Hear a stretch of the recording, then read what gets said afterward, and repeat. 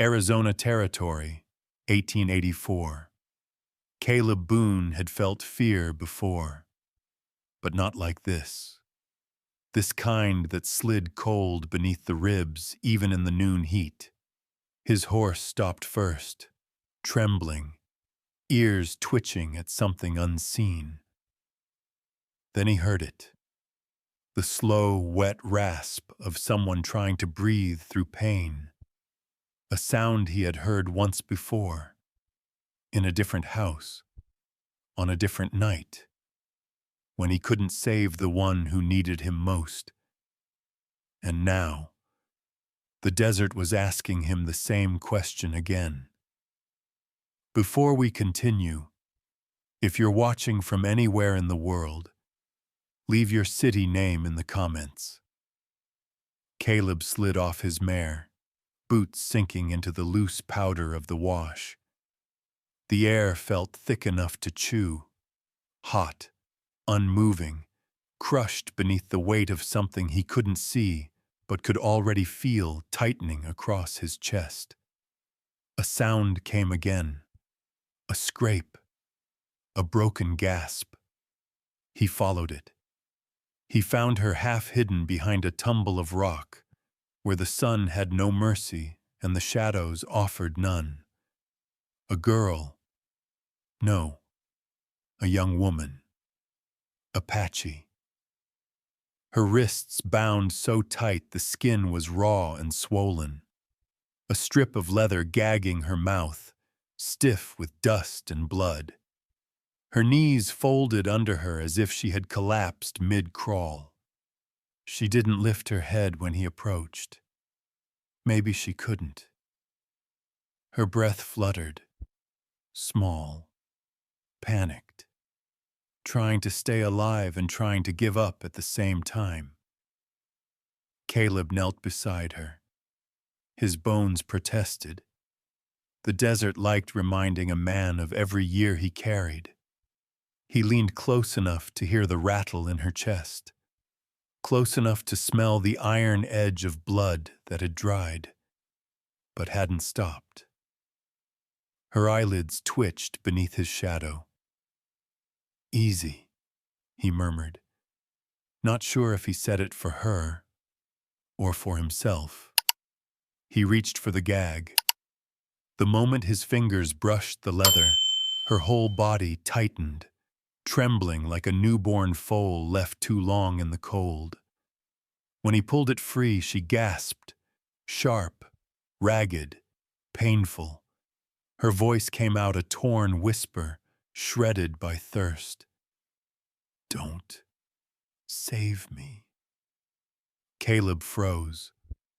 Her eyes cracked open, dark, cracked with heat, filled with shame. She looked at him like she was already gone, like she had made peace with it, and he was only interrupting her last mercy. "I'm ruined," she breathed. "A broken thing. Leave me. Please. Leave me." That word, please, broke something in him. Not because she begged to live, but because she begged to die without burdening anyone. A memory slipped into him, his daughter's hand going limp in his, the doctor's horse galloping the other way. The night he couldn't shout loud enough, run fast enough, fight hard enough. The night the world decided a black man didn't deserve help, even when his child was dying. And now here he was, staring at another life the world had chosen not to save. Rope burns ringed her wrists. A deep purple bruise stained her ribs. Blood crusted down her temple. And on the leather binding, Vern Cade's mark, the same man who once spat at Caleb's doorstep, saying he should know his place. She shivered, a tiny, involuntary jolt. Not from cold, from everything else. He should walk away. God knew it. A black rancher carrying a wounded Apache girl? That was enough to get a man strung up on both sides of the law. But when he turned slightly, her fingers twitched toward him, not reaching, not asking, just reacting, as if some small, stubborn part of her still wanted to live. His chest tightened. He crouched lower, voice gravel deep. "What's your name?" Her lips parted. Maybe she didn't want to answer. Maybe she could barely form the sound. "Naya," she whispered. "My name is Naya." The name trembled in the heat, fragile as a newborn flame fighting wind. "You shouldn't touch me," she breathed. "They'll come back. They always come back." Caleb swallowed hard. A slow, rising burn filled his chest. Anger, guilt, and something deeper. Not again. Not like before. He loosened the knots at her wrists. Her hands fell into his palms, hot, trembling, limp. She sucked in a sharp breath, as if freedom hurt more than the bindings. Her pulse fluttered weakly beneath his thumb. He should have said something comforting, but instead, his voice broke low, almost a confession. "I don't leave people to die in the dirt." The wind shifted, carrying her faint, broken exhale. "Then, you're a fool," she whispered. "Maybe," he said, softly. "But it's the only kind I know how to be." He slipped an arm beneath her shoulders, the other under her knees. She flinched, silent, instinctive, but didn't fight. Didn't have the strength. Her head fell against his chest. For a moment, just a moment, she let herself be held. And Caleb Boone, a man who once lost everything because he arrived too late, felt the desert asking again, "Are you going to save her, or lose another soul to silence?" He lifted her carefully, her weight feather-light and devastating. He turned toward his horse, and he made his choice. Caleb steadied himself before lifting her onto the horse. His hands weren't shaking, but something inside him was. Something old. Something he thought had finished breaking years ago. Naya's breath hitched when his arm slid beneath her ribs. Her skin was fever hot. Too hot. Fever didn't come this fast unless the body was already losing the fight. Her fingers brushed his shirt by accident. She jerked them back instantly, as if touching him burned her. "You don't understand," she rasped. "They left me because I'm bad luck. A curse. Don't let it touch you." Her voice cracked on that last word, touch, as if she truly believed her very existence carried sickness.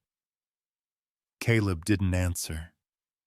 Words were useless in moments like this, flimsy as paper in a monsoon.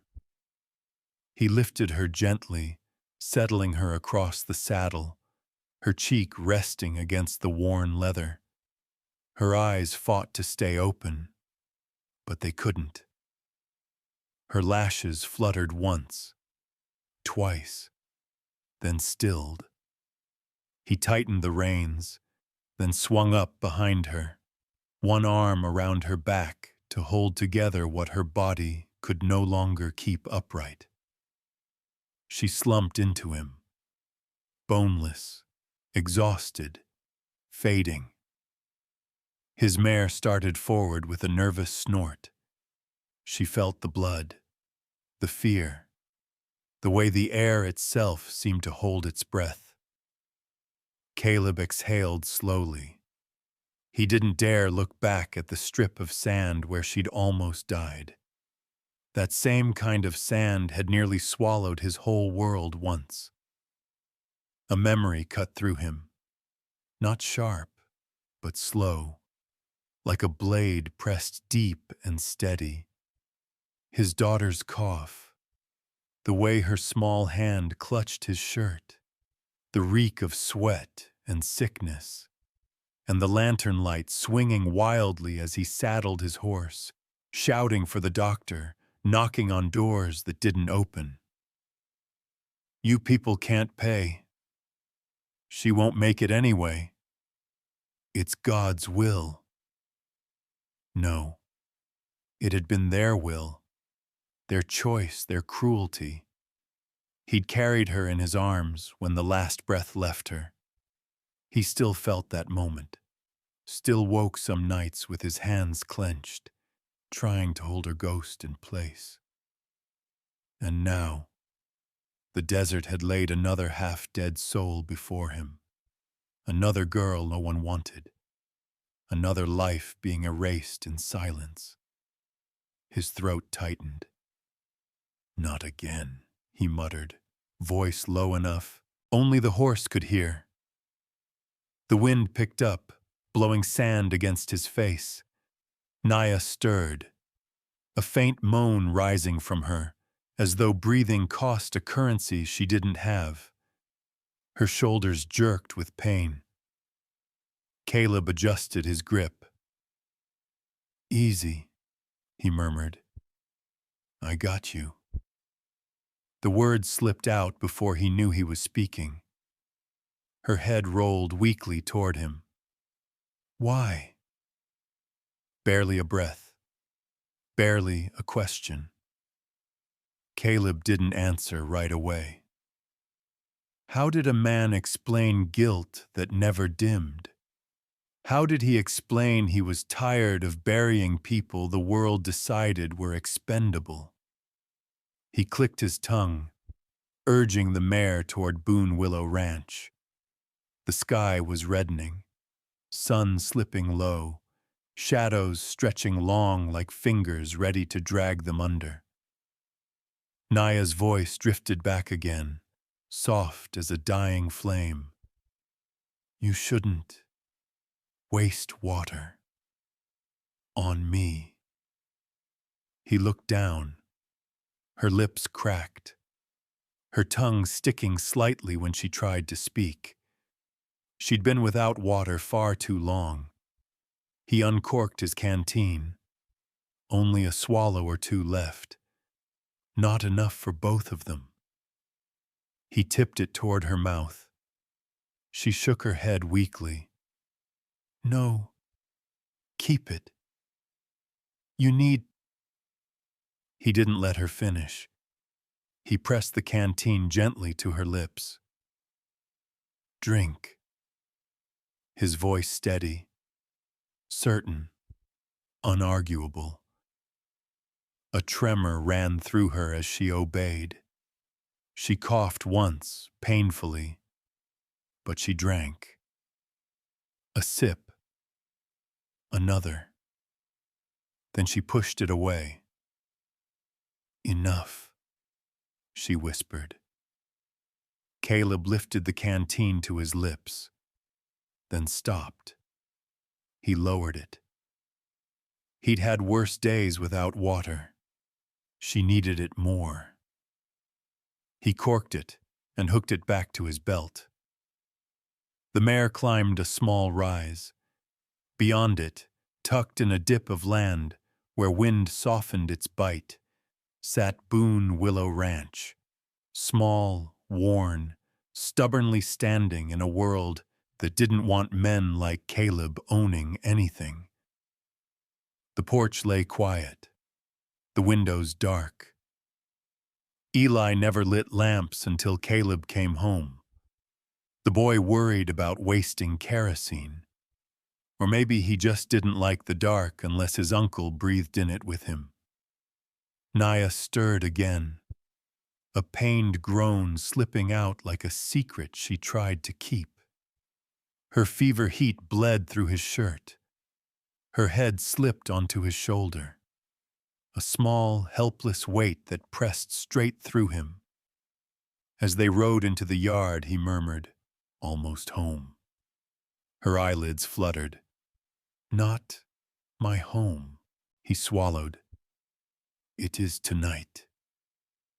She went still. A single tear rolled from the corner of her eye, disappearing into the dust on her cheek. He didn't wipe it away. Some tears needed to fall. He slid off the horse, cradled her in his arms, and carried her toward the door. She weighed nearly nothing. Skin, bone, and a will stretched so thin it might snap if he breathed wrong. But she was breathing, and he intended to keep it that way. Inside, he laid her on the spare cot, the one Eli used when storms made the boy nervous. Her fingers twitched against the blanket. Something like shame flickered across her face, even through the fever haze. Caleb knelt beside her. "You're safe," he said softly. She didn't believe him. He heard it in the way she whispered, "No one stays safe around me." He didn't argue. Not yet. He pulled the blanket to her shoulders and whispered to the ghost of his daughter, "I'm trying. I swear. I'm trying this time."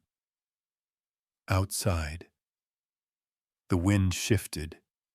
Inside, a faint, fragile breath rose and fell. Caleb Boone watched her chest move. As long as it rose, even a little, he wasn't letting go. Caleb pushed the door with his shoulder, careful not to jostle the girl in his arms. The hinges sighed, like an old animal waking.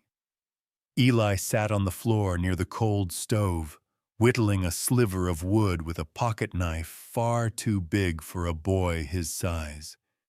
His head snapped up when he heard Caleb's boots. He froze mid-breath. The knife slipped from his fingers and clattered onto the floor. "Uncle, who's that?" Caleb didn't answer right away. He crouched instead, lowering Naya onto the spare cot, as gently as if she were made of thin glass. Her breath fluttered against the blanket. Shallow, uneven. Fever had painted her cheeks the dull red of heat stroke. She looked both too young and far too old. Eli inched closer, eyes wide in the way children get when they're trying to understand something adults never explain. "She hurt?" he whispered. "Yes," Caleb murmured. "Bad?" "Bad." The boy swallowed, shoulders folding inward, as if the worry was too big for his small frame. "Will she die?" Caleb felt something twist deep inside him. A familiar twist. A night memory twist. "Not if I can help it." He moved to the small shelf where he kept rag bandages, a tin of salve, and whatever bitter medicine he could trade for. Never much, but enough to pretend he could fix what other men had broken. He dipped a cloth into the last of the cool water and pressed it to Naya's forehead. She hissed. Not from pain, from instinct. Her eyes cracked open for half a breath, and she jerked away, trying to lift her arms to protect herself. But her wrists barely rose an inch.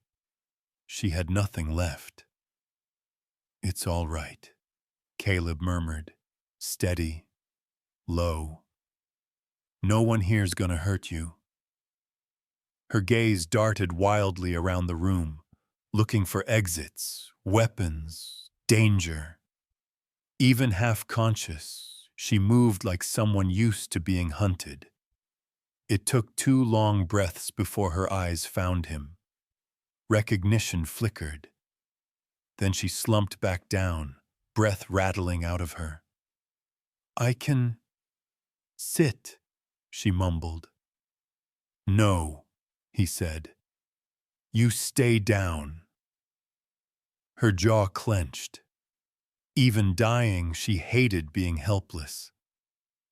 Eli stepped closer, slow as a colt testing new ground. In his hand was the little wooden horse he'd been carving earlier. Unfinished, uneven, but whole enough to matter. He looked at Caleb, asking permission with his eyes. Caleb nodded once. The boy walked to the cot's edge, holding the horse out, awkward and brave. "This is for you," he said softly. Naya blinked, confused. She stared at the carving like she wasn't sure touching it was allowed. Her fingers hovered above it, trembling too hard to grasp. "I can take it myself," she whispered. She tried, truly tried. But her hand shook violently, brushing only air. Frustration slashed across her face, sharp, shameful, full of a pride she still clung to. Caleb steadied her wrist without a word, guiding her palm to the horse. Her fingers curled around it gently, as if it were a living creature she didn't want to frighten. She stared at it for a long moment, then breathed out. Barely a sound. "Thank you, little one." Eli's chest puffed with relief. "Do you want food?" Her lips tightened. "I can eat alone." "You need help," Caleb said. "I don't want to take anything from you." Caleb exhaled slowly. Sitting here breathing is not taking. Her eyes drifted shut again. "You don't understand what I am." "Maybe not," Caleb said quietly. "But I know what you're not." She didn't ask what he meant. Maybe she already knew. He spooned warm broth from the stove and brought it to her lips. The smell made her flinch. Hunger, wrestling, humiliation. She turned her face away. "No. You need strength. I'm not a child." "I didn't say you were." Her breaths came fast, shallow. Caleb recognized the sound. Pride strangling survival. He'd heard it before. On darker nights. On colder floors. Naya opened her eyes long enough to whisper, "If I take from you, they'll say I belong to you." Caleb went still. He set the bowl down, leaned closer. His voice, quiet, firm. "You don't belong to anybody." Her throat worked as she swallowed that truth. Tears pricked her eyes, not from sweetness, but from the pain of hearing something she'd never been allowed to believe. She nodded once. "I can try a little." He fed her slowly. She coughed twice, winced, but kept going until exhaustion pulled her under again. Caleb sat back, muscles aching, heart heavier than he wanted to admit. Eli climbed onto the chair beside the cot, legs dangling. "Uncle," he whispered, "is she staying?" Caleb didn't answer, not because he didn't know, but because he did.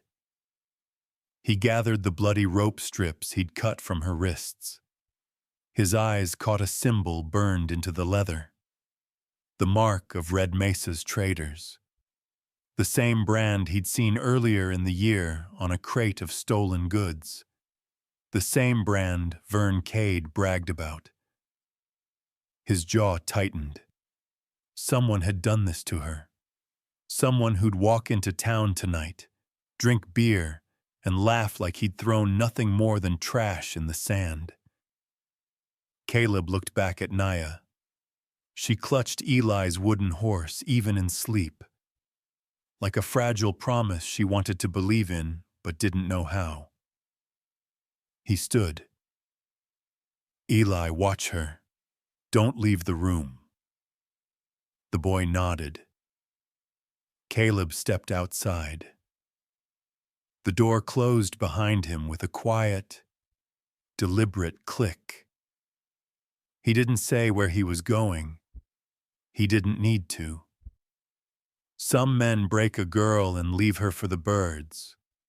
Some men gather the broken back up. Caleb Boone was tired of burying the ones he found too late. Tonight, he intended to make sure that this time, he wasn't too late. Caleb left before dawn, not because he wanted to, but because he had to. Naya needed medicine he didn't have, and Red Mesa, God help him, was the only place to get it. His horse shifted beneath him as he tightened the cinch. The air still held the cold of night, the kind that sinks into a man's knuckles and stays. He rubbed his thumb across a spot on the saddle horn where the leather had worn smooth. His daughter used to grip that place when she rode with him. He could almost feel the imprint of her small fingers. He closed his eyes. "Not today," he whispered, pushing the memory back where it hurt less. Inside the house, Naya's breathing had been a dry, rattling scrape. Fever burned through her as if she held fire under her skin. Eli had stayed near her cot all night, refusing to sleep until Caleb promised he'd be back before the sun climbed too high. Caleb rode. Each hoofstep felt like a tick of a clock counting down something he didn't fully understand, something tightening around the edges of his ribs. Red Mesa appeared the way it always did, quiet on the surface, mean underneath. He dismounted, tied his mare to the post outside the trading store. His shoulders tightened the moment his boots hit the wooden boards. Eyes followed him. They always had. A black man riding in from his own land, owning his own ranch. It scraped wrong against the grain of the town. But today the looks felt different, sharper, watching too closely. Caleb pushed the door open. The room smelled of tobacco spit and old canvas. Men leaned on the counter, swapping stories that sounded like bragging, even when they pretended they weren't. Vern Cade stood in the center. Wide grin, wide stance, wide pride. Dusty boots, new vest, a man begging to be seen. Caleb didn't look at him at first. He didn't need to. He was here for medicine, for bandages, for anything to keep Naya alive. He moved toward the shelves, and then he saw it. A strip of leather hanging from a peg on the wall, cut, blood-stained, Apache knots. Vern's brand burned deep. His hand froze mid-air. Vern noticed. "Oh," Vern drawled, "you admiring that little souvenir?" Caleb didn't turn, didn't want to, but he did. Vern lifted the strip by 2 fingers, letting it sway like a hunting trophy. Traded with a few boys yesterday. Real wild one, that Apache girl. Didn't even last the ride. Passed out. Broke her spirit good. Had to dump her by the rocks. Buzzards were circling this morning. The men laughed. Caleb did not. His stomach dropped slow, heavy, like stones settling at the bottom of a river. His fingers curled against his thigh, nails biting his palm. Vern squinted. "You look like you seen a ghost, Boone."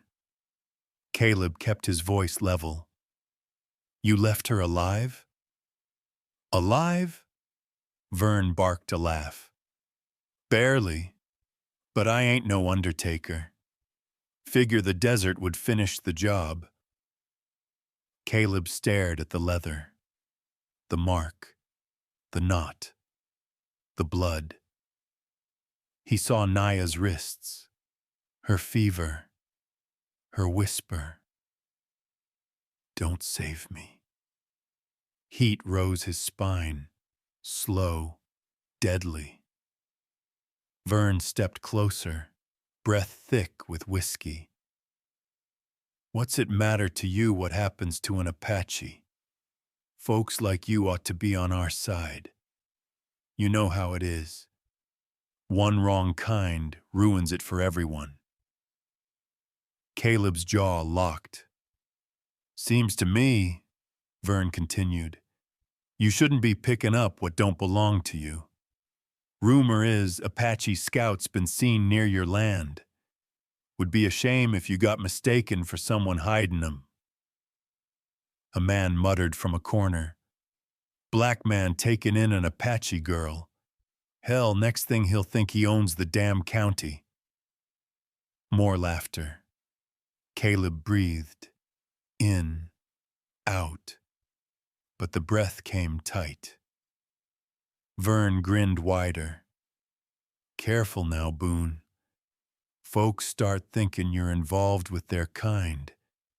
You might not like how this town looks at you." Caleb spoke evenly, though each word scraped his throat. "I'm here for medicine and bandages." Vern raised a brow. "That right? Broken something at your place, or someone?" Caleb didn't answer. "Thought so," Vern smirked. "Could sell you what you need. Could also sell Sheriff that story you're hiding a wounded Apache in your house." Something inside Caleb snapped. Not loud, not wild, just final. He stepped closer, voice steady as stone. "You're not selling the Sheriff anything today." Vern blinked, thrown off by the tone more than the words. Men shifted uneasily. Caleb held his gaze. "You left someone to die," he said quietly. "That's on you." Silence fell, a cold one. Vern's grin returned, smaller, uglier. "Well now, if she's still breathing, you best hope nobody finds her, 'cause they'll come looking for whoever helped." Caleb didn't buy the medicine. He took it, left coin on the counter, enough to make it legal, not enough to pretend gratitude. He walked out before anyone could stop him. Outside, he gripped the saddle horn as one breath shuddered through him. Just one. Then he mounted up. He rode hard toward Boone Willow Ranch. Every hoofbeat hammered the same thought. She was supposed to die out there. He had interrupted someone's cruelty. And men like Vern didn't let things go. As the ranch came into view, Caleb felt the sky pressing lower, as if warning him. The danger wasn't behind him. It was coming. Straight for his door. Caleb saw the dust before he saw the riders. 3 silhouettes. No. 4. Horses moving slow. The kind of slow that meant they weren't here for business. They were here to look, to judge, to corner. His jaw tightened as he stepped off his mare. The medicine sack in his hand felt lighter than the dread tightening under his ribs.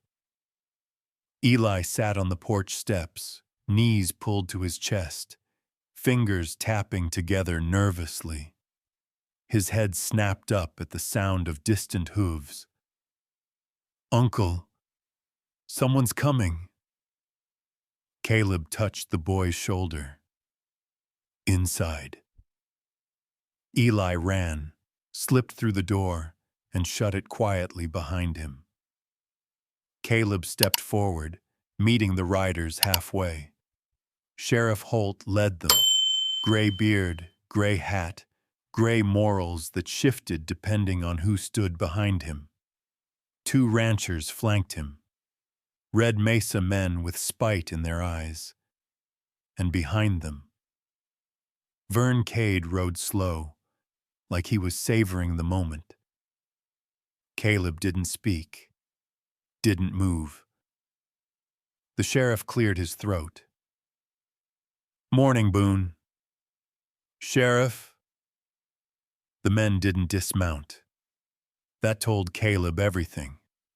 This wasn't a visit. It was an inspection. Sheriff Holt shifted his reins. "Got some concerns being raised in town. Apache scouts spotted near your property line. Trouble brewing. Folks nervous." Caleb didn't respond. One rancher spat into the dirt. "Funny thing, Boone. Scouts circling your land. Almost like they looking for something. Or someone." Caleb's stomach knotted, but his face stayed still. The sheriff sighed as if he didn't want to be here, which somehow made it worse. Just routine. Gotta make sure nobody's harboring trouble. Behind him, Vern's grin widened. Caleb said quietly, "You're welcome to look around, but you won't find anything." Vern leaned forward in his saddle. "Oh, won't we now?" The sheriff gave him a warning glance, but Vern didn't care. "Town's talking, Boone," Vern drawled. "Saying maybe you picked up something in the desert yesterday. Something that shouldn't be in a black man's house. You know, property, cattle, people. Hard to tell which line you cross these days." Heat crawled up Caleb's neck. Not rage. Shame. The kind forced on a man like a noose being tested for size. "Nothing here belongs to you," Caleb said. Vern clicked his tongue. "Didn't say it belonged to me. Just saying if there's an Apache girl dying under your roof, folks might assume you're making yourself a trade." The silence dropped thick, suffocating. Sheriff Holt finally spoke. "No one's accusing you of anything. Yet. But Vern here suggests maybe we consider a bounty. For safety. Any Apache found on private land gets taken in. Helps calm nerves." Caleb's breath left him sharp. A bounty. On her. On Naya. The girl whose pulse fluttered like a trapped sparrow in his hands. One rancher said, "Army's paying good for Apache prisoners. Could help the town." And the other added, "Or whoever finds her first." Caleb's molars ground together. He didn't have to ask what they meant. This wasn't concern. It was a hunt forming. Vern's horse stepped forward. And if she's in your house, Boone, well, folks might think you're keeping her as a favor or profit. His grin sharpened. Black men been accused of worse. Caleb's hands curled into fists. Slow enough no one saw the tremor. Behind him, through the cracked window, he knew Eli was listening. The boy always listened when he was scared. Sheriff Holt cleared his throat again. Look, Boone, we ain't here to fight. Just need to know if we should be expecting trouble. Caleb's voice stayed calm, iron pressed thin. You're expecting trouble because someone told you to look for it. Vern laughed. Someone told us why to look, too. Caleb stared him down. You leave a girl to die, then come to the house of the man who picked her up, asking if he's hiding her from you. What does that make you, Vern? The smile faded, just enough to reveal the truth under it. Vern spat into the dust. Makes me careful, 'cause if she's alive, she's property of the army, and if you're holding her, Boone, that's theft. Caleb's voice dropped low. She's not property. Then hand her over, Vern snapped. Caleb's jaw moved once, chewing a hard truth. There's nobody here for you. Sheriff Holt lifted a hand. That's enough. Boone's given his word. We'll be back if scouts move closer. Vern leaned in his saddle. Oh, we'll be back. Count on it. The men turned their horses. Dust rose behind them in slow, ugly clouds. Caleb stayed still until the last creak of saddle leather faded into distance. Only then did his breath leave him. Long, tight, painful. He walked back to the porch, opened the door. Eli stood rigid, eyes wide with a fear he didn't know how to hide. Uncle, they're gonna take her? Caleb knelt, placing both hands on the boy's shoulders. No, he said. They won't. Eli swallowed. You sure? Caleb didn't lie. He never did. But he said it anyway, because Eli needed to hear it. I'm sure. Inside the bedroom, Naya stirred. A faint sound, barely a whimper. Not safe. Not yet. Maybe not ever. But she was alive.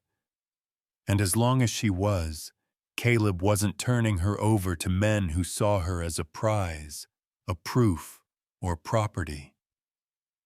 Tonight had revealed one truth. Saving her once wasn't enough. Now he had to protect her, even from his own town. Naya woke to the faint sound of boots pacing the floor. Slow, heavy, stopping every few breaths like someone trying to hold the house together by sheer will. The fever haze blurred everything at the edges. Her throat burned. Her ribs ached, wrapped in something sharper than pain. Fear she had brought danger here. She shifted an inch. Even that hurt. A soft groan escaped before she could swallow it. Caleb turned instantly. You're awake. His voice was steady, but something beneath it had cracked since dawn. She could hear it. Thin, stretched. a man trying to be both shield and wall at once. Naya pushed herself upright. The room swayed. Her hands shook as though her bones were loose inside her skin. "You need to lie back," Caleb said. She ignored him.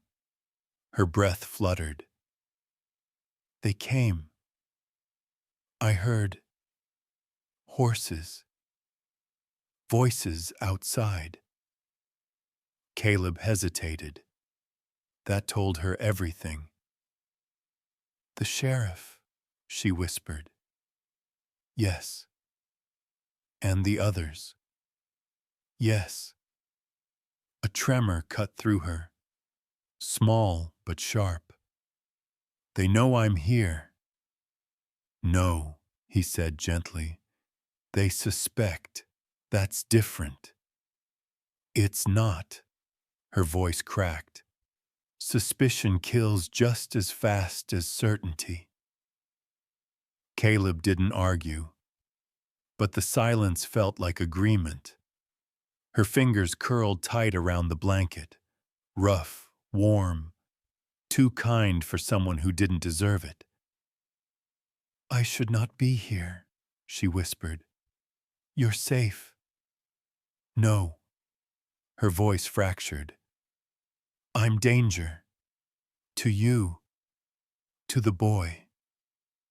She forced her legs off the cot. Her feet hit the floor, sending fire up her calves. She nearly fell. Caleb caught her elbow. Her skin flinched at his touch, not from fear of him, but from a body that had learned to fear being held. "Sit," he said. "I need to leave." "You can't walk." "I can crawl." Her breath sped, shallow and frantic, like drowning on dry air. She gripped the bedpost, trying to steady a world tilting under her feet. Caleb's voice softened.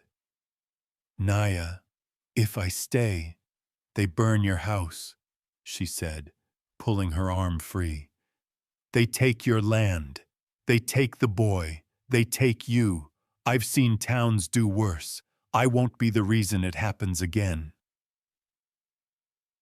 Her knees buckled. She clung to the post. Caleb stood still, jaw tight, hands half-curled, watching her fight herself. He wasn't angry at her. She could feel it. He was angry at a world that had taught her this was the only way to protect kindness. "I should go," she whispered. "Tonight, before they return." Caleb shook his head. "You won't make it a mile." "That is my problem," she said. "Not yours." "Wrong." 2 beats of silence. "Why do you care so much?" Her voice frayed at the edges. Caleb's eyes softened, just for a heartbeat. "Because someone I loved once begged for help, and nobody came. I don't repeat that mistake." Her breathing stuttered, not from pain, but from something more dangerous, emotion. "That's not your burden to fix," she whispered. He didn't move. "Then whose burden is it? The men who left you to die? The town that calls you a curse? The ones who treat you like property?" Her lips trembled, barely visible. "I'm trying to save you." "You leaving won't save anyone." "It will save you from me." Caleb stepped closer, not touching, but close enough she could feel the steadiness in his breath. "You are not a curse." Naya's eyes burned. "Don't say that." "I'll say it as many times as it takes." Her breath caught, stuck mid-chest. as if her body didn't know whether to accept or reject the words. He continued, quieter, each syllable heavy with truth.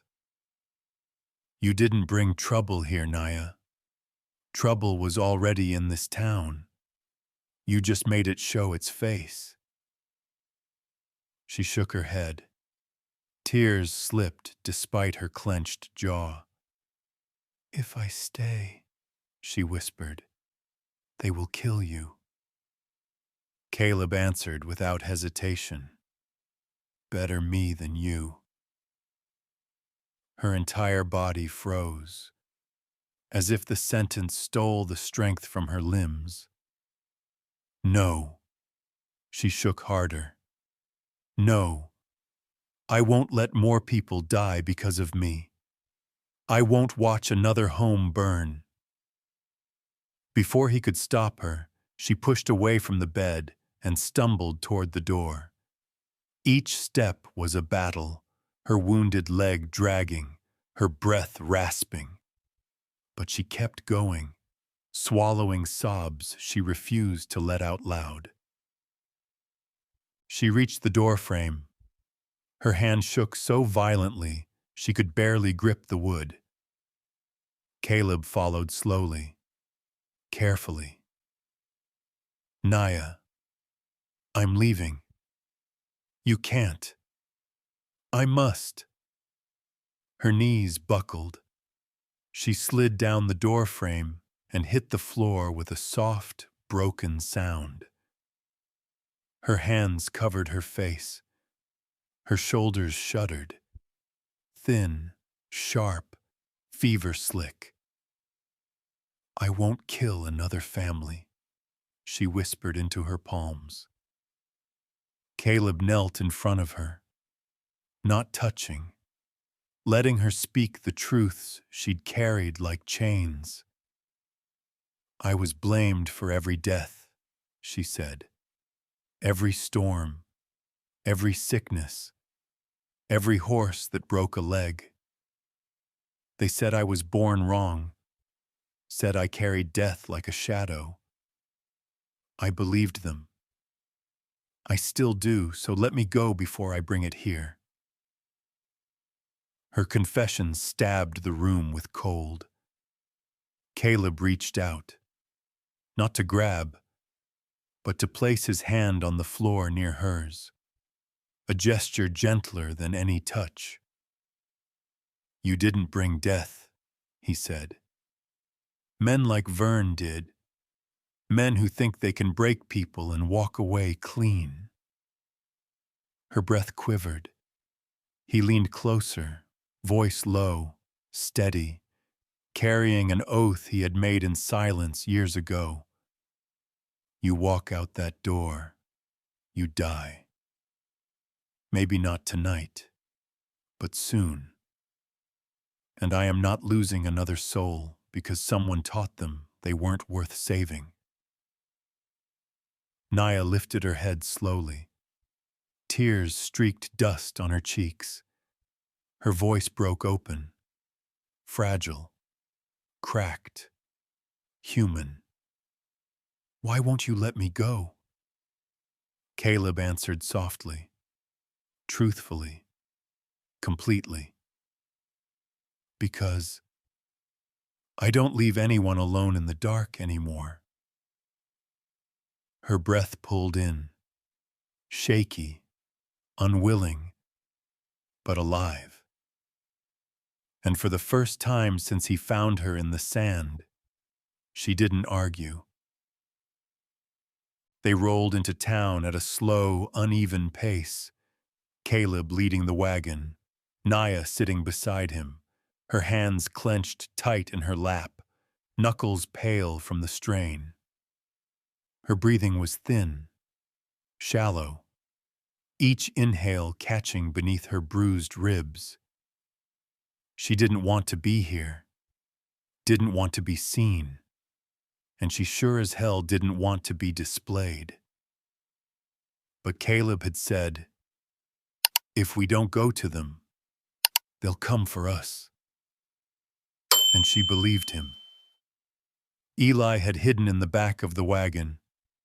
They didn't find him until the wheels hit the hard-packed earth of Red Mesa, and a small cough betrayed him. Naya turned sharply.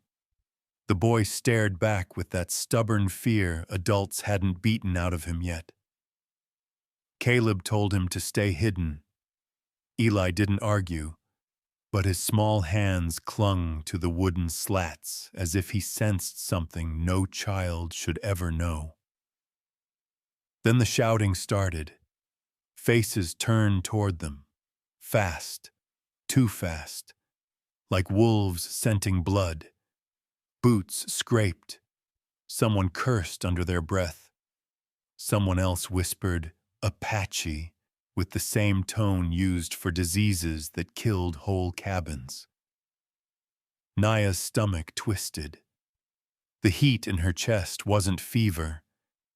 It was dread. A ring of men formed before the saloon.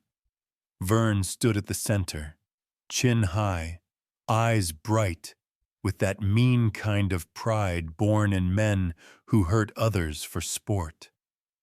He pointed straight at her as Caleb brought the wagon to a halt. "There she is," Vern called out.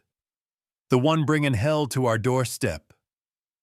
Murmurs rippled through the crowd. An old man spit.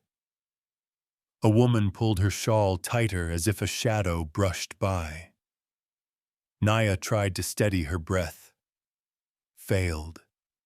The air tasted of fear, metal, and humiliation baked under sun-beaten skin. Caleb stepped down first. He didn't touch his gun, didn't raise his hands. He simply helped her off the seat, his grip firm, gentle, unshakably steady. Vern watched with a sneer. "Ain't that sweet?" he said. Black rancher bringing his prize to show. Something in Naya's spine tightened until it hurt. He said it loud for everyone to hear. He said it like she wasn't human. Caleb didn't flinch. She did. Vern walked closer, boot heel crunching slow with arrogance. "What's the plan, Boone? Sell her back to the army? Even a busted Apache's worth a few coins." The crowd laughed, short, nervous, ugly. Naya didn't breathe. Her throat locked. Her hands trembled so violently she pressed them into her thighs to hide it. Caleb spoke, voice low. "I brought her here so you don't bring torches to my ranch." "That your excuse now?" Vern barked. "Hiding an Apache girl in a black man's house? That's a threat to the whole town." Naya felt the sting of it. The way he tied her existence to danger. The way he tied Caleb's skin to shame. Her pulse hammered in her jaw. Sheriff Weller pushed through the crowd, looking more tired than righteous. "Everybody settle down," he said, but nobody did. He eyed Caleb. "You picked a hell of a day, Boone." "I didn't pick anything," Caleb said. "Trouble came to my door." "And you let it in," Vern snapped.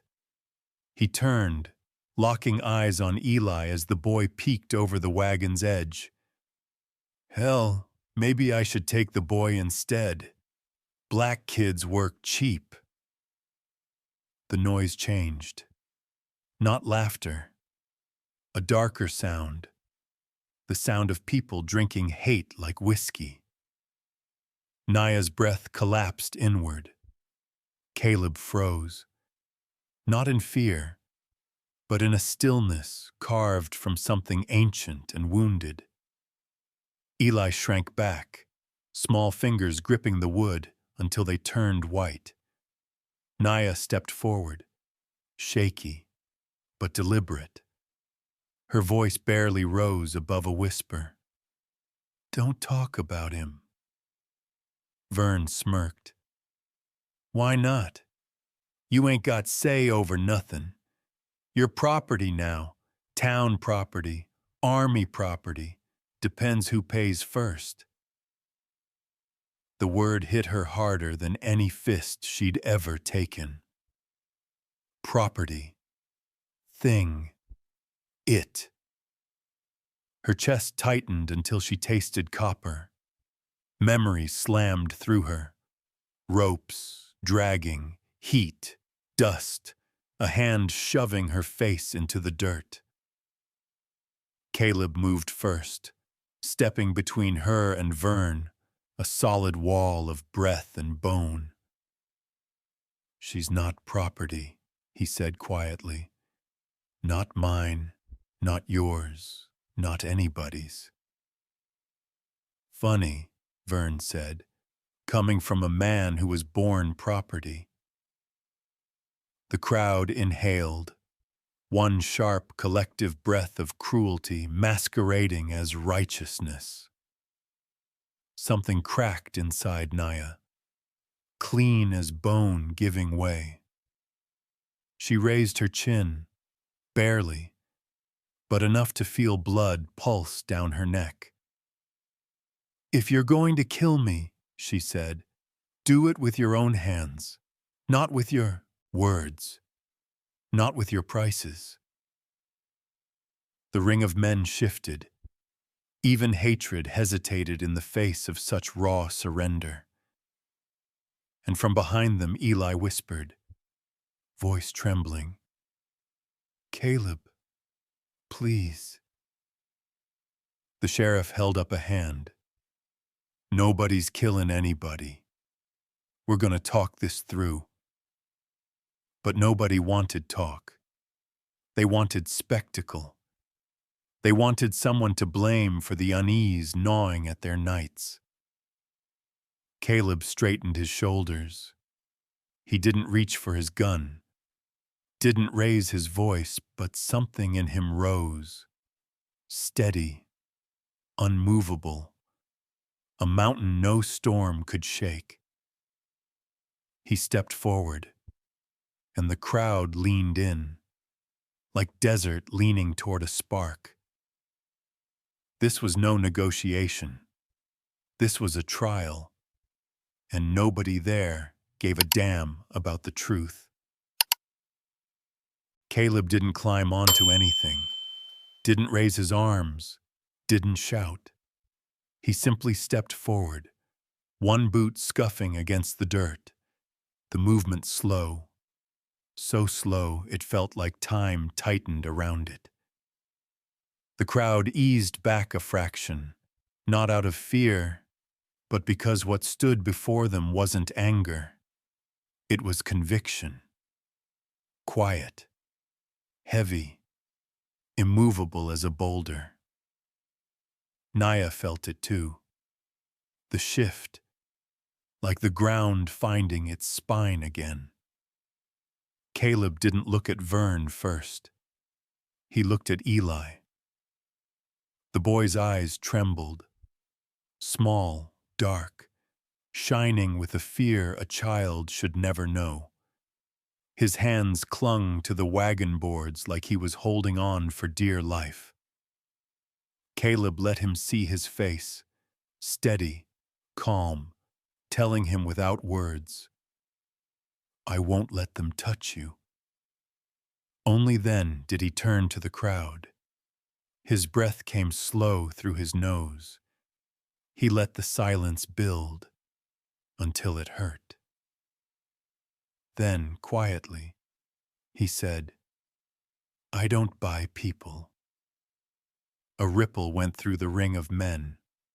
Confusion, irritation, a few snorts of disbelief.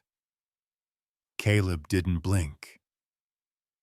"Not her," he continued, chin tilting toward Naya. "Not that boy. Not anybody." Vern's lip curled. "You ain't gotta buy 'em, Boone." Folks like you just take what ain't yours. Caleb didn't react. The crowd waited for him to explode, but he didn't. I answer to my soul, he said, not your price. A woman lowered her gaze. A miner shifted.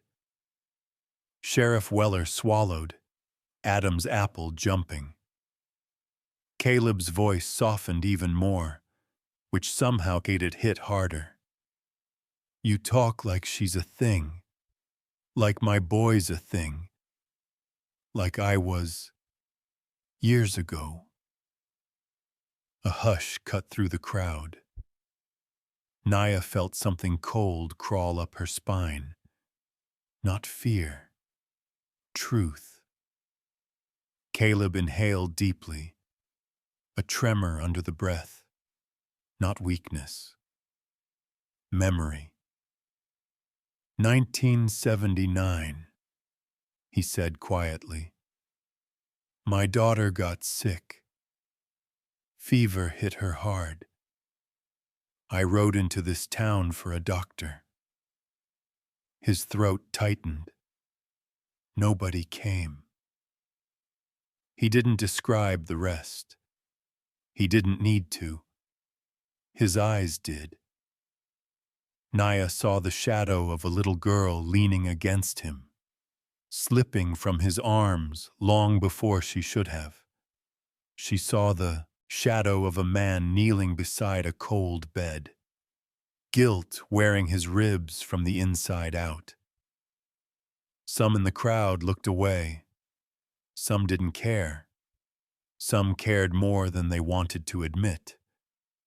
Caleb locked his stare on Vern. Not a finger raised, just a verdict. And now you want to stand here and put a price on folks again? A girl who can barely stand? A boy already looked at like livestock? His voice dipped lower, dangerous in its softness. You call it justice, but it's the same old sin, just dressed in cleaner clothes. Vern shoved forward, fury hot on his breath. You don't talk to me about sin, Boone. That Apache is trouble. She's blood waiting to spill. All eyes whipped to Naya. She stood straighter, not brave, just done being small. She said one sentence, not loud, but sharp enough to split the dust. I'm not your bargain. The crowd murmured, a strange mix of shame and surprise. Vern jabbed a finger toward her. You shut up. Nobody asked the merchandise to speak. Naya's stomach twisted, not from his words, from the memories they ripped open. Sand in her teeth, rope cutting skin, someone calling her damaged goods. Her breath shook, her pulse hammered. Caleb stepped between her and Vern again, instinctive, protective, not possessive. You ain't taking her, he said quietly. You think you can stop this town?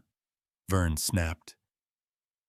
Caleb looked around, not challenging, just seeing.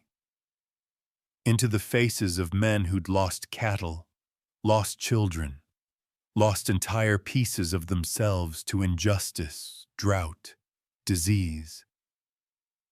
Maybe, Caleb said. Maybe not. A pause, a shift, a wind changing direction. But I can stop myself, he continued, from becoming what you want me to be. Sheriff Weller spoke at last, wiping sweat from his brow. Vern, enough. You want to make an arrest? You show me a warrant. Vern sneered. Sheriff, this ain't about a warrant. Exactly. Weller snapped. For the first time, Vern hesitated. Just a flicker, but enough. Naya felt the crowd's rhythm falter, like someone had yanked away the drum they marched to. She didn't trust the pause. Didn't trust them. Didn't trust herself. But she trusted Caleb. He turned slightly toward her, not touching, just anchoring her breath with his presence. She swallowed. His earlier words hung in the air like dust. I don't buy people. Not her. Not that boy. Not anybody. Someone muttered, "Man's got a point." Another, "Girl looks half dead. Ain't no danger." A third, "Maybe we went too far." Vern heard every whisper, and it enraged him. "You're all fools," he spat. "She'll bring death to this place, and him," he jabbed toward Caleb, "he'll bring the army to our door." Caleb didn't flinch. Naya didn't retreat. Eli gripped the wagon boards tighter. Something had shifted. Not won, not safe, but shifted. Then, before the crowd could swing back the other way, the ground trembled beneath a new sound. Hooves. Steady. Heavy. Coming fast. Every head turned. A ripple of dread moved through the street.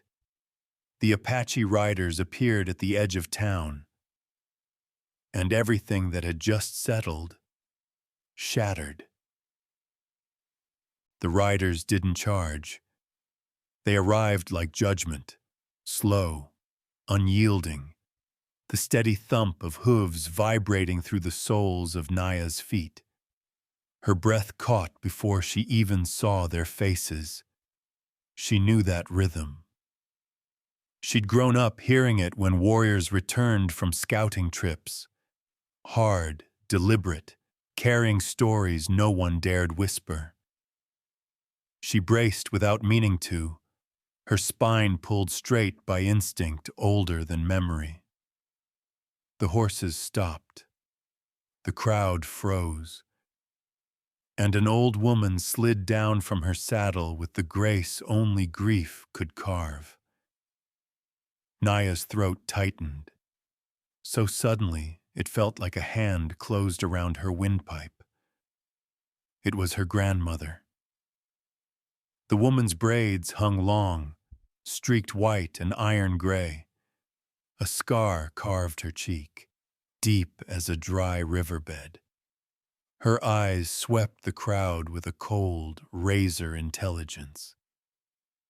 She did not look at Naya first. She looked at Caleb. The air shifted, sharp as a blade drawn quietly. Caleb didn't move, didn't blink, only straightened his shoulders, as if facing a storm he had no right to understand. Finally, her grandmother turned to Naya. The old woman's breath trembled once, barely. Not emotion, calculation. "You lived," she said in Apache. No warmth, no relief. Only suspicion hardened to bone. Naya's knees weakened. "Yes." Her grandmother didn't nod. "We searched the desert, found tracks, found blood, found the place they left you." A pause colder than any night wind. "We assumed the spirits had taken you." The crowd didn't understand the words, but they understood the tone. Then the old woman switched to English. each syllable shaped by a life using it only for war or negotiation. "We come with a proposal," Vern grinned. "Finally, someone who speaks plain." But the old woman didn't look at him. She faced Sheriff Weller. "1 year," she said. "We leave your cattle, your fences, your men alone. We give you peace." The sheriff stiffened. "And what do you want in return?" Her eyes slid to Naya. Not soft, not cruel, just transactional.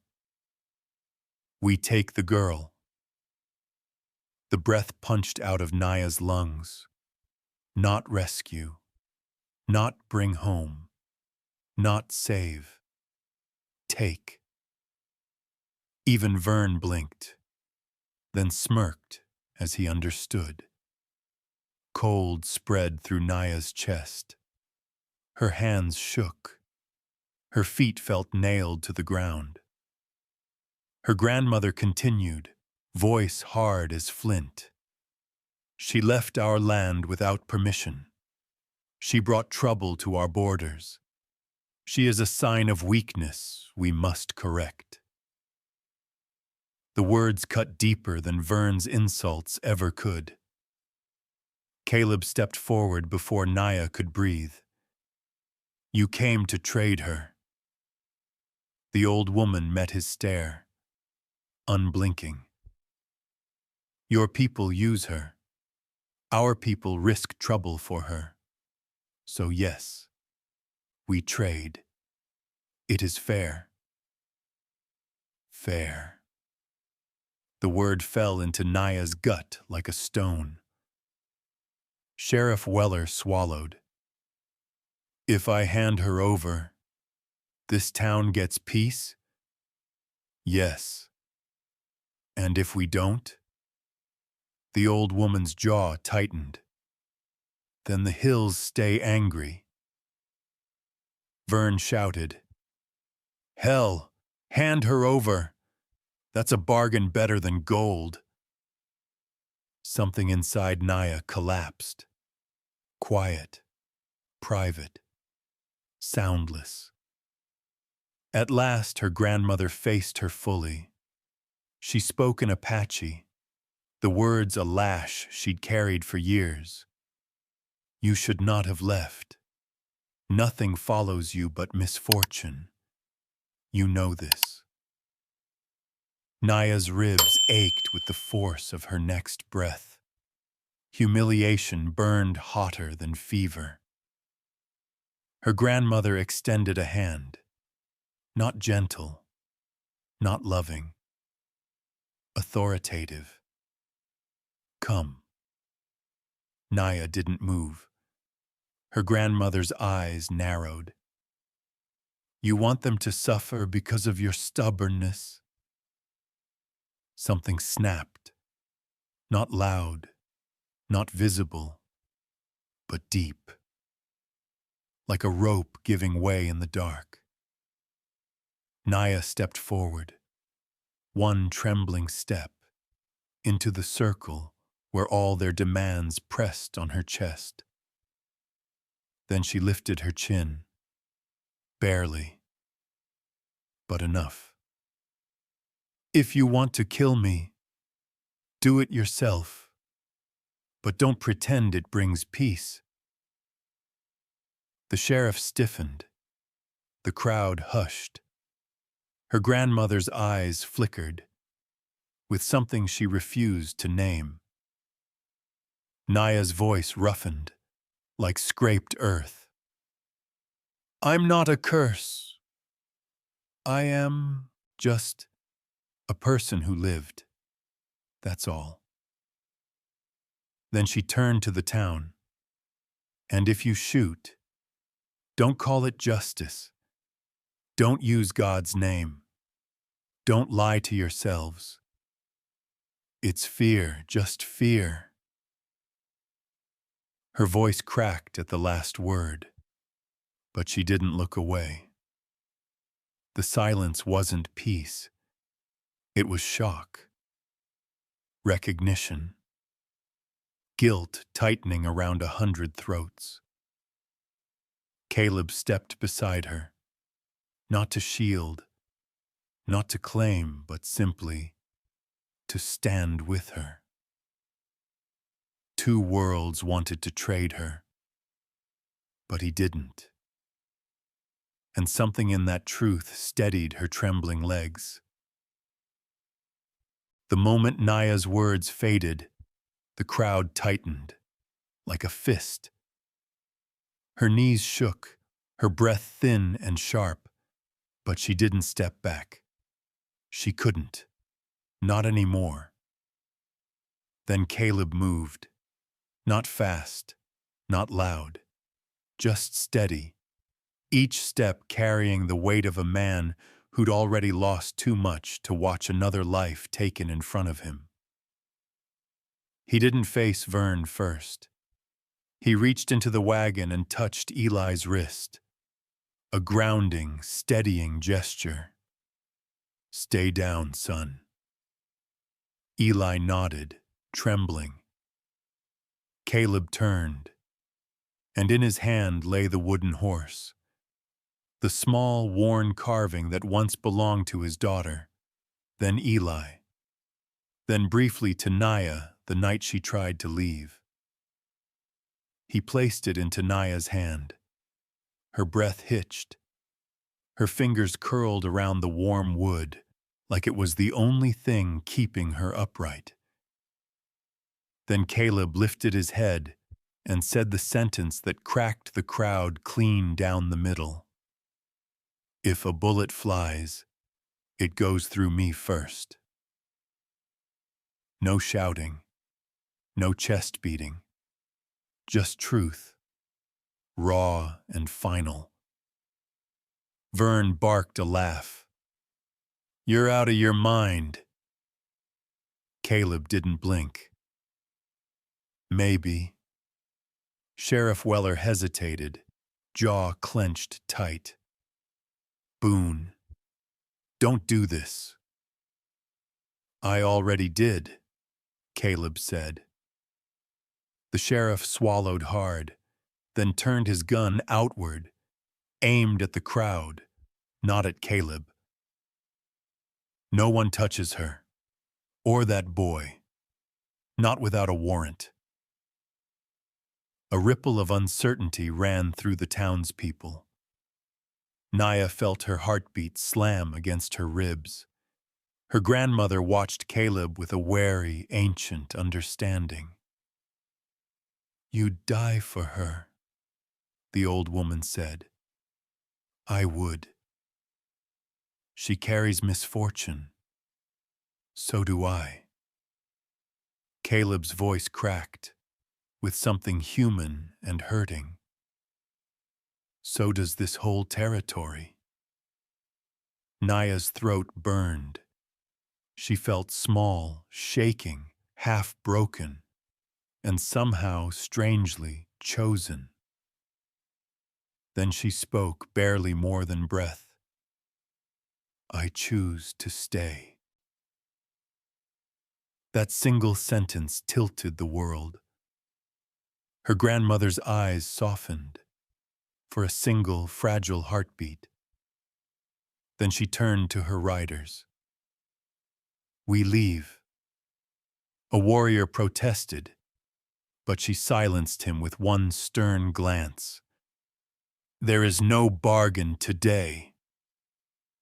The Apache riders pulled away. The crowd watched them go, confused, angry, relieved, unsure. But Vern lunged. His hand flew to his belt.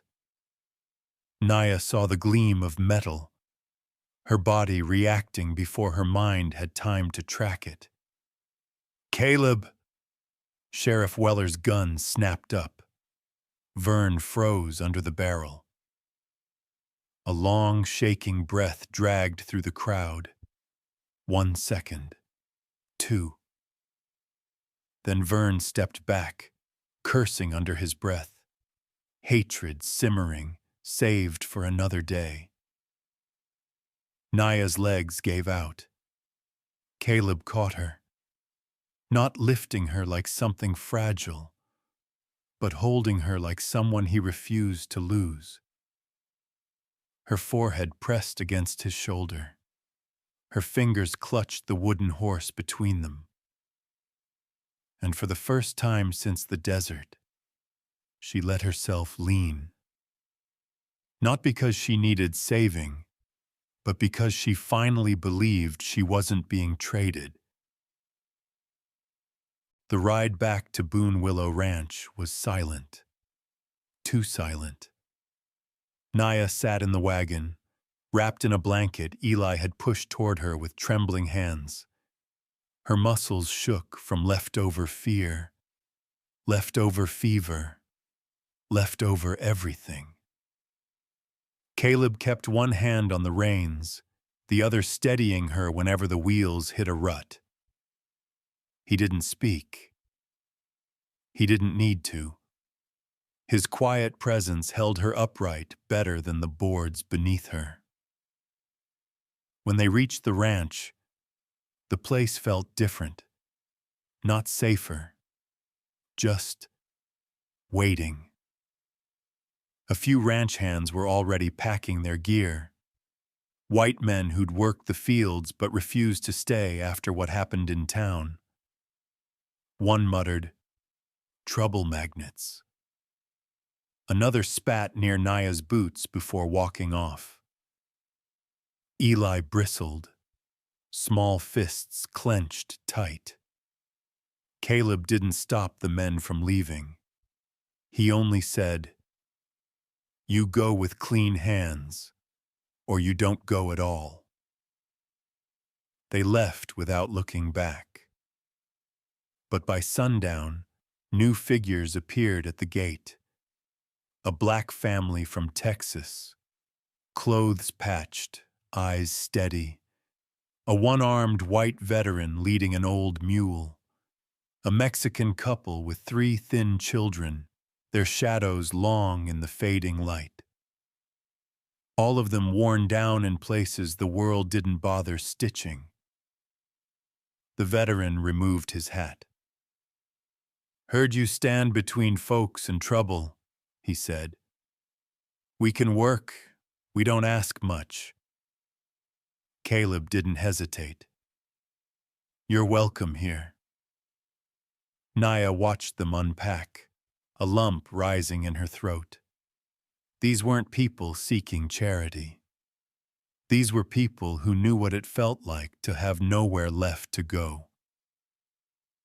Later, while Caleb checked the barn to make sure Vern hadn't doubled back, Naya sat on the porch steps, watching the sky darken. Her legs shook from exhaustion, and the wooden horse pressed into her palm, where she'd carried it since town. The screen door creaked. Caleb sat beside her, not touching, just close enough that their shoulders shared the same breath of cool night air. He exhaled slowly, rubbing a hand over his face. Vern tried to hide behind the water trough. Eli spotted him. Kid's got eyes sharp as a hawk. Naya tensed. "Is he hurt?" "No." Caleb shook his head. "Sheriff caught Vern sneaking with a rifle. Took him in for now." "For now," she echoed, bitterness barely contained. Caleb leaned forward, arms on his knees. The lines on his face looked deeper tonight, etched not by age but by everything he'd held inside for too long. "My wife used to sit right where you are. She'd hum when she thought I wasn't listening. Our daughter would copy her, even though she couldn't hold a tune." His voice cracked. Barely, but enough.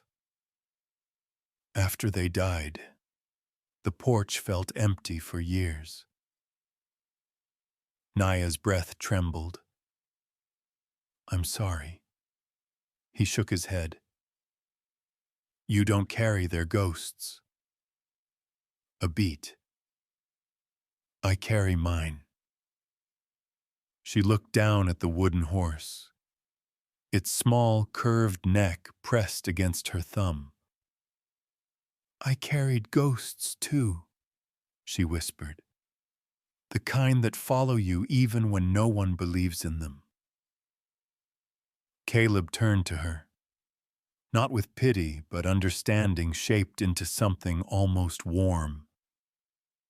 Maybe ghosts get quieter when more people are here to listen.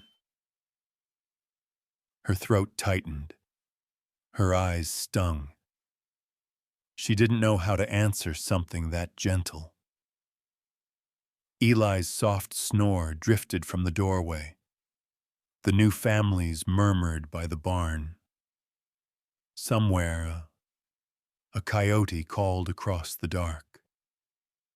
Naya let her shoulder brush Caleb's.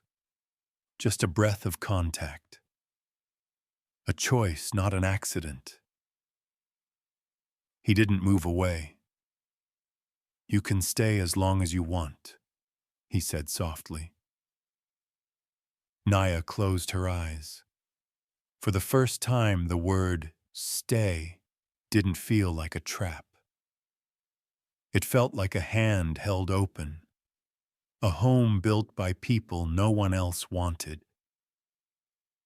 She breathed in, and her breath didn't shake. 1 year later, dawn found Boone Willow Ranch already awake. Not loud, not chaotic, just alive in ways Caleb once thought impossible. Naya moved through the yard with a ledger tucked under one arm, her steps sure, her breath steady. She still carried old scars, on her body, in her voice, in the way her eyes sometimes flinched at sudden shouts, but she carried them differently now. Not like wounds, like roads she had survived. Children ran past her, 3 from the Mexican family, 2 from the Texas couple, Eli leading them all, hair wild, laughing so hard he nearly tripped. Around his neck, the small wooden horse bounced against his chest, its edges worn soft from a year of being held, dropped, hugged, and treasured. Naya smiled, small but real, the kind of smile that warmed the space behind her ribs. Caleb walked up from the stable, dust brushing from his sleeves. His shoulders no longer sagged under invisible weight. Grief still lived in him, but it no longer choked him. It walked beside him now, gentler, softened by the people who filled the empty rooms inside him. He reached Naya's side without needing to call her name. He always found her. Or maybe they simply moved toward each other naturally now. How's the head count? Caleb asked, nodding toward the ledger. More mouths than last spring, she said, but also more hands, more hearts. She paused. It's good. It feels good. Caleb nodded. It does. A quiet settled between them. Not awkward, not heavy, just comfortable. A year of shared mornings, shared danger, and shared healing had built it. Eli barreled up, breathless. Naya, you done carving yet? Naya chuckled. Almost. The boy bounced on his heels. Can I see? Not yet, she said gently. It goes up when everyone's here. By noon, the whole ranch gathered, 20-something souls, each carrying a story with nowhere else to live except here. Caleb stood before the gate with a hammer. Naya stood beside him holding a small bundle wrapped in cloth. She unwrapped it slowly. A second wooden horse, smaller than the first, smoother, carved with patient hands through long winter nights by the fire. Not a replacement. An echo. Time quartz. Caleb's breath hitched softly. Naya stepped to the gate, lifted the carving, and set it beside Eli's. 2 horses, she said, warm but trembling. One for the child you lost, and one for the girl who lived. Silence fell, soft, full. Caleb swallowed. His voice came rough. Together. Naya nodded. Together. He hammered the plaque beneath them. Boone Willow. A home for the ones nobody wanted. A murmur rippled through the families. Not applause. Something gentler. Recognition. Caleb stepped back, looking at the gate, then at Naya. Do you regret that day? He asked softly. The desert. Naya felt the wooden horse in her hand, warm from the sun and from her own pulse. She met his eyes fully, something she rarely managed in those early months. I thought I died out there, she said. Turns out, that was just the end of my old life. And the beginning of this one? Caleb asked. She nodded. Yes. Children shouted in the distance. Someone called for supper. Work needed doing. Life tugged at them from every direction. But for one fragile moment, the world held still so they could breathe the same steady breath. Caleb offered his hand. Naya took it.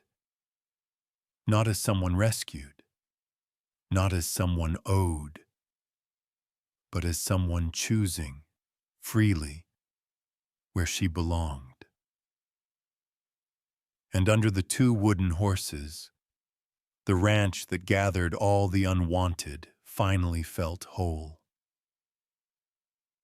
As our story comes to a gentle close, I hope it reminded you of the courage, the loyalty, and the quiet love that shaped the Old West, and maybe shaped pieces of your own life too. If this journey touched your heart, I'd love to hear your thoughts in the comments below. Your memories, your reflections, your wisdom always enrich this place. And if you'd like more stories like this, please tap the like button, subscribe, and turn on notifications. It helps keep this little storytelling community alive, especially for those of us who still believe in hope, honor, and second chances.